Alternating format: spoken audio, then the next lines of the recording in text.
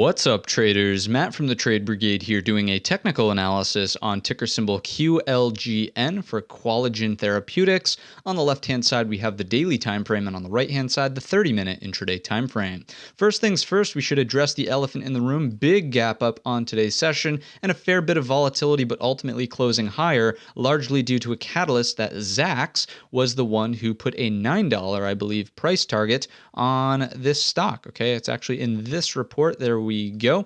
Here we are. So Zacks, small cap research, noted a $9 price target on the stock. That's, of course, the fundamental reason. But if we take a look at the technicals, what you'll notice about this play here is that it's nothing more than a supply and demand issue. If you check out the volume down below, what you'll notice is that today's volume amount, and again, you can look at this box right here where it says volume. If I hover the cursor on today's session, 219 million shares, almost 220 million. The prior day, 44 million. And then everything before that is really like less than 250,000, not million, thousand shares per daily bar. So to me, supply and demand issue. A lot of people got eyeballs on the stock with the coverage from Zacks. We see them wanting to buy with a limited number of shares. Obviously, price has to reflect that demand by moving higher. So those are my thoughts from the daily. Let's quickly denote that we have the gap underneath 156 and it fills down towards 140. The high of day will also be important. And then I want to go ahead and scrunch up the chart and just see what we have for upside targets if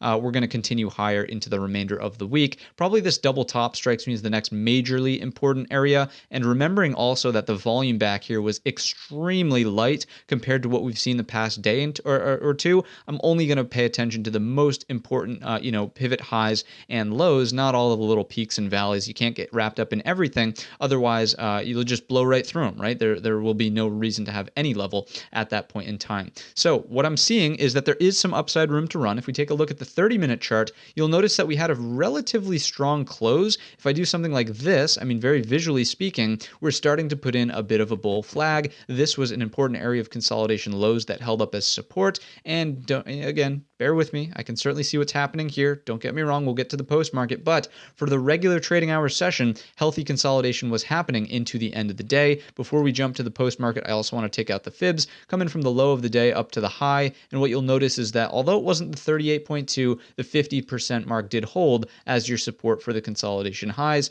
So to me, it's still okay. It checks out as fairly bullish into the close here instead of violating the 61.8 as we know, which is much more bearish, looking for that 100% retracement. So now let's get to the elephant in the room, the second elephant in the room, of course, which is the post-market session, right? If we do something like this, obviously the stock price has fallen off a little bit. But what I would sort of encourage you to look at here is look at what happened here. Move higher, faded off, move higher, faded off. Are we going to get another push higher? Again, I think it's going to come down to a supply and demand issue. As long as we see elevated volume tomorrow, I would say that maybe there's another chance that it pushes. We should probably be printing volume bars that have at least, I would say 15 million shares per 30-minute bar. I don't want to cherry pick these highs here at 20 million, but still a considerable amount of shares per 30-minute bar, 15 or greater, if this is going to see a momentum style continuation play back inside of this consolidation and potentially a breakout up and over the high at 312 to get us into that $4.33 target. So those are my thoughts here. This is solely going to be a momentum style play. If volume is not there and if volume starts tapering off into essentially non-existent like what we've seen back here, then I would look out. I would not want to be involved in the stock, noting that if we start taking out this gap area, it's very likely that we continue on this downward trajectory regardless of what Zacks has to say about the stock. If this is a one-time momentum thing, pop and drop, you don't want to be involved underneath that gap fill area. So 156 starts to become a bit of a line in the sand. Those are really my thoughts here inside of Qualigen. A momentum style play needs volume to continue higher. That's going to wrap up the video. If you enjoyed it or learned anything new today, let me know in the comments section or by giving the video a thumbs up. Don't forget our main channel is linked in the description. And all of that being said, I wish you a green trading week.